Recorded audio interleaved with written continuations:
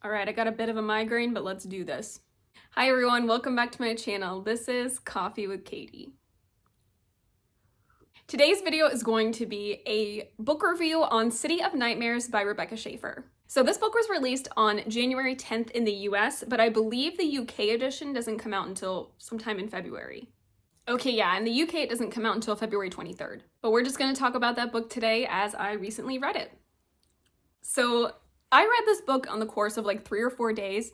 I listened to it because I don't have a physical copy, at least yet. I'm hoping that I'm gonna get one in a book box at some point. And this book was so good. I loved it, spoiler. So I really loved this book. The premise was so unique, and that's really what drew me into this book, and it was executed amazingly, and I just loved everything about this. So like I said, the premise was really unique. It was really well explained also.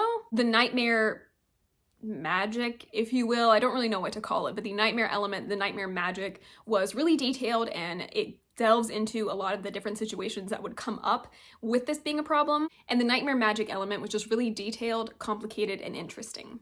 So as I'm saying all of that, let me just get into what the book is about. So you're following the main character, Ness, and in this world that they live in, there's been essentially an epidemic, I guess you could say. It's really hard to describe the way it starts, but at some point in time,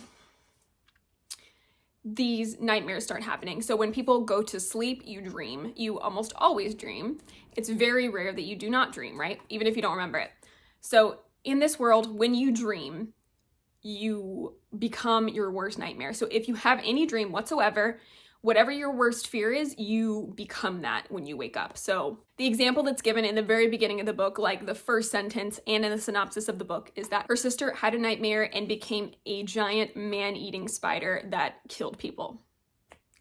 So you literally wake up as your worst fear. It's crazy. And the more you think about that, you're just like, well, what does that mean? What if you're afraid of this? What if this?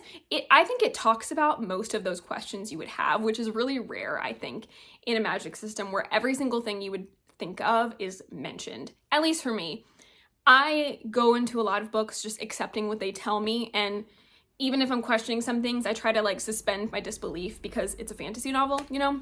But I feel like this delved into a lot of those questions. So all that being said, and saying like the magic system and everything was really cool, it's also horrifying because you're waking up as your worst nightmare, and that could be a creature or it could be something else, which is just really interesting.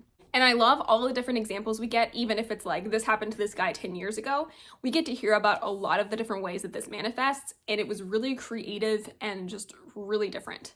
I was hooked on like the first page and was just like so into it, so excited about it, and told my husband about it, and he thought it sounded great too. So I'm just now trying to get everybody to read this book, essentially. So the setting of this book is kind of pitched as a Peaky Blinders meets Gotham, which I do really get.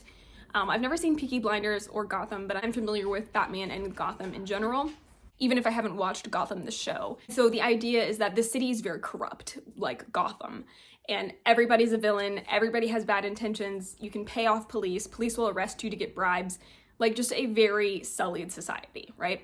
I don't know about Peaky Blinders, but it's also set in kind of a 1920s feel. People are wearing like vests, waistcoats, and pants. There's speakeasies because there is a prohibition for a reason, which I'll get into in a minute. So it's this really cool feel going into this book. It's very urban fantasy-like, even though, you know, the city itself is fantasy, it's not a real place. So obviously in this world, sleeping is a big problem because if you sleep, you wake up as a nightmare and then you're a monster or whatever, and people are trying to eradicate you to keep the city safe. So in order to combat this, they take medicine every day. They'll take like pills so that they will not dream, but they can still sleep, which is so cool. Because the first thing I thought when they were getting into this was like, how does anyone sleep? Does anyone ever sleep? How do they like combat this? And that's how they do it. They take medicine where they will not dream. And in the bigger cities, they're in Newham. That's the name of the big city that they're in.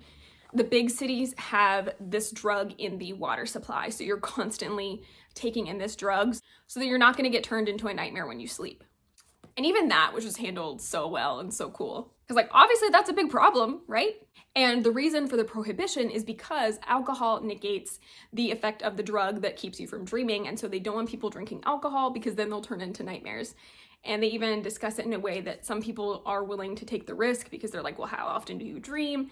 And this character in particular wants no risk involved, which I totally understand.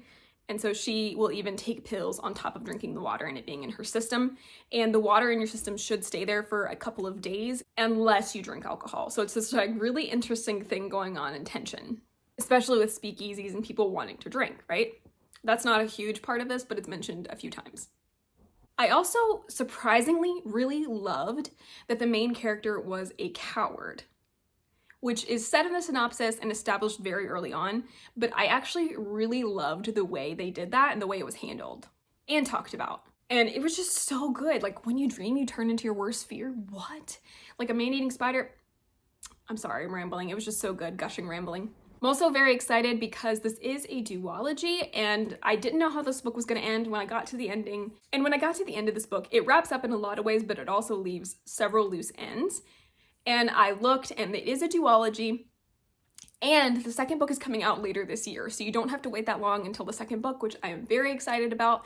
I love this trend that some publishers are doing, where they're releasing a duology within the same year, because I think that's going to be super great for this book, and I'm very anxious to get the conclusion. And I'm going to talk a little bit more about the main character, Ness. So she's a coward, or at least painted that way.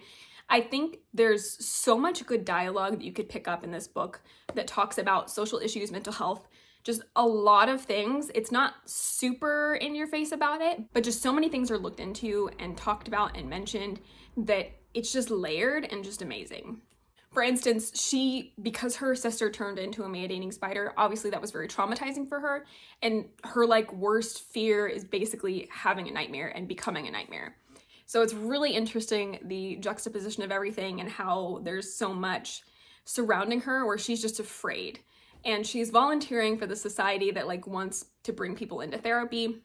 The society may be more sinister than you would think. Who knows? And so when she's like going out into the world, she's afraid of everything, right? She's afraid of encountering a nightmare because some of the nightmares are contagious. She's afraid of finding a nightmare and them killing her. She's afraid of dreaming and becoming her worst fear. So she wears gloves so she won't come skin-to-skin contact with anyone. She's absolutely afraid, so if anything happens and she's exposed to a nightmare, she runs. She has like zero drive to help other people. She just wants to get herself safe, and it's because her fear kind of like overtakes her. Like high self-preservation she has, but like her friend like wants to fight the things, so it's really funny how that comes into play too. And also how kind of looked down upon she is in her like volunteering role that she has, and how she kind of uses people around her to make her feel safe. Like the whole plot and just way all of these issues are handled in this book is just so good. I loved it. Obviously, I've said that like a million times if you couldn't tell by me just like gushing and raving about it. But I think if the premise sounds interesting enough to you, where you dream, you become your worst fear, and the main character is a coward, absolutely pick this book up. She ends up having to team up with a nightmare, and this book is just so good, y'all. So good. I'm so anxious to continue the story, like I said, and I'm actually, after reading this book, I want to read the first trilogy this author did. I had never read it or really heard about it. It's called like Not Even Their Bones, I think. Not Even Bones, and it's book 1 in the Market of Monsters trilogy, which again, I've never read, but now because I read this book, I want to see what else she's written. And book 2, as I mentioned, that's coming out from City of Nightmares. City of Nightmares book 2 is called Cage of Dreams, and it's supposed to come out September 26th, which is crazy because like everything I want to read this year is coming out like September 26th. That's fine. But my goodness, pick up this book, please, please. I will shout it from the rooftops. If this is your thing and you like YA, dark fantasy kind of stuff, please pick this up. I think you will love it. And if this wasn't obvious enough, I did give this book 5 stars. I was so pleasantly surprised by this. I thought I would really like it, but usually when I think I like something, I'll like it. It might be a 4-star, 3-star, whatever. This, fantastic. Get it now. I listened to it on Scribd, so if you have Scribd and you have access to it, I would highly suggest picking it up. You may not love it as much as I do, but man, I really loved it. Well, that is everything on this gushing review of City of Nightmares by Rebecca Schaeffer. Please pick it up if you want to. But that is it for today's video. So please like this video if you liked it, subscribe if you want to, and I will see you next time. Stay safe and caffeinated. Bye.